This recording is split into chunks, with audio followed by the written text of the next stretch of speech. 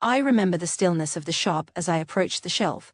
I remember the care with which I reached for it. My fingertips had barely grazed the porcelain when I heard a sharp, sickening crack. Not from the vase but from the wood. The shelf gave way beneath it. Time seemed to fracture along with the shelf.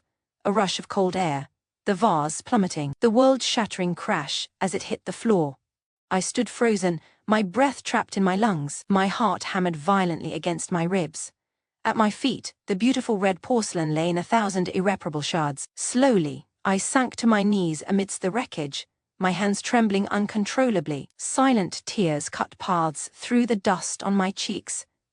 $100,000, a sum that meant my father's survival, now transformed into an impossible debt. In the vast, silent shop, I felt utterly and completely trapped. A gilded cage. I looked up, expecting fury, expecting the police. Instead, Mr. Henderson knelt beside me, placing a gentle hand on my arm. "Clara, don't cry," he soothed. "I know about your father. I know your struggles. I will help you." The relief was so profound it left me weak. A hero, I thought. Thank God he is a good man.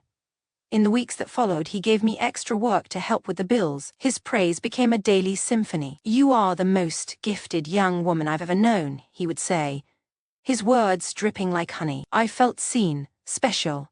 When his casual touches lingered, when he stood too close behind me, I dismissed my unease. "He's just being friendly.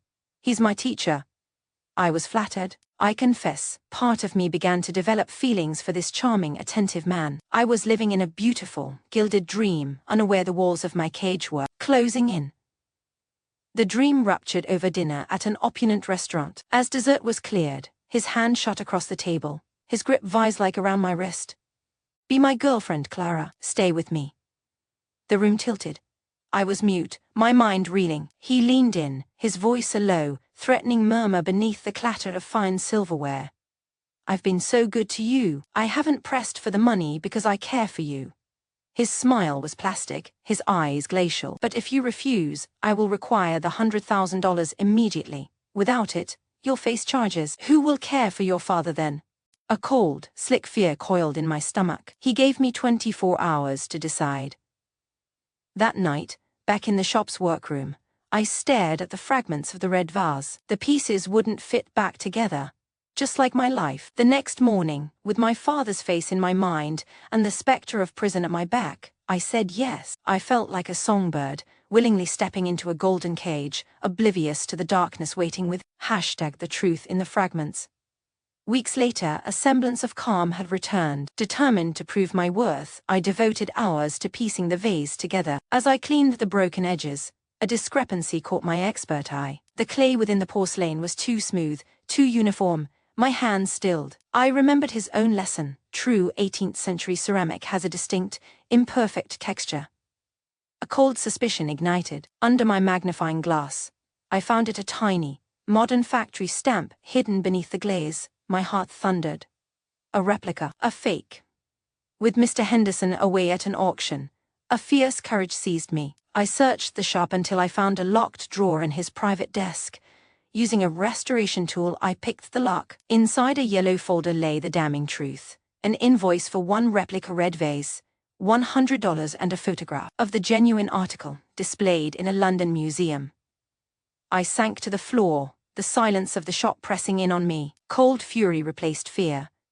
He saw me as a poor, naive girl, but he had underestimated my knowledge. His plica. "You engineered this accident to trap me." His face bleached of color in the dim light. "I recorded every word you said tonight," I continued, my voice steady and cold. "The evidence is already saved remotely. If anything happens to me, it goes directly to the police." His benevolent mask shattered, replaced by a sneer. "You're clever. But I am powerful. Expose me and I will destroy your future in this city." I held his gaze without flinching. "I have enough evidence to destroy you first." #justice restored. The bluff worked. The threat of exposure, a famed dealer caught selling forgeries, terrified him more than my defiance. His hands shook as he wrote a substantial check for compensation, a bribe for my silence. I took it without guilt and paid for my father's surgery immediately. But my fight wasn't over. Accessing his computer, I found a list of former interns, a roster of past victims. Whispering, "Your voices will be heard," I contacted them. Together, we anonymously sent the full dossier of recordings and evidence to the National Antique Dealers Association. His reputation evaporated, his shop was shattered. A profound peace settled over me. Justice, long delayed, was finally served. Now, I run my own small restoration shop. It is a place of light and honest work. As I stand by the window, a repaired vase in my hands, the warm sun on my face, I am no longer afraid of broken things. I know how to mend them. And in doing so, I have finally reclaimed and rebuilt my own life. Moral and life lesson. True respect and care never arrive with threats or manipulated debt. Your worth is inherent, defined by your integrity and knowledge, not by a price tag. Deceivers often cloak their malice in a costume of kindness, but the truth has a relentless way of finding the light. Stay strong and trust in your own power. Let's reflect on Clara's journey. 1. Heed the red flags. Be wary of those whose kindness feels conditional or overly intense. If a situation feels wrong in your gut, it almost always is. Your intuition is your first line of defense.